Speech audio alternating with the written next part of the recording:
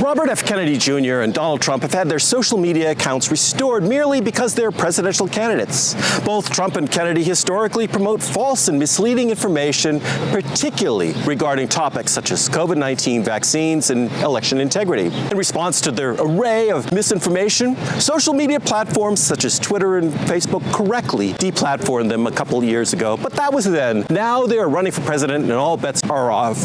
They are presidential candidates, so they are above the law, presumably. Do any norms of civilized behavior apply to them? It is a disgrace, and this is my 2-minute tirade. Allowing them back on social media sends the wrong message. The respective get-out-of-jail-free cards provide them with a powerful way to promote their lies and falsehoods via presidential candidacies.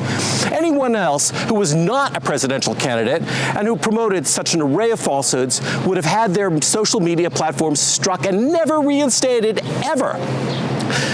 To add icing to his puffed-up cake of ego from a legal perspective, Trump wants any prosecutions of him to be put on hold until after the 2024 presidential election. This, to say the least, undermines the principle that no one, including the president, is above the law.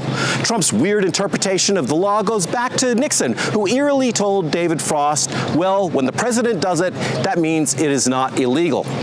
Enough of the law.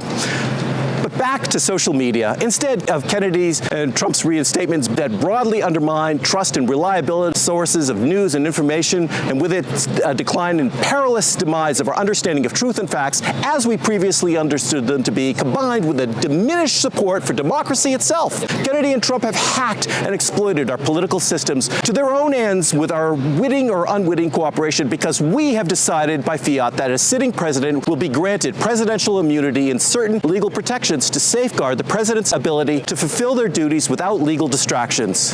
But they're not even president, so let them run for president based on a fair assessment of them.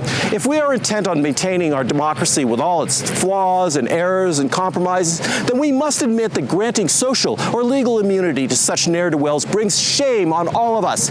Let them be judged fairly for who they actually are, and let them suffer the penalties for their discreditable behavior so that their presidential candidacies can be judged impartially by the electorate based on facts, truth, and consequences.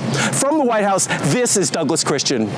And don't forget to look over here at my last 2-minute tirade. And over here, look at our Friday roundup. And don't forget to subscribe and like us. Thank you. See you next week.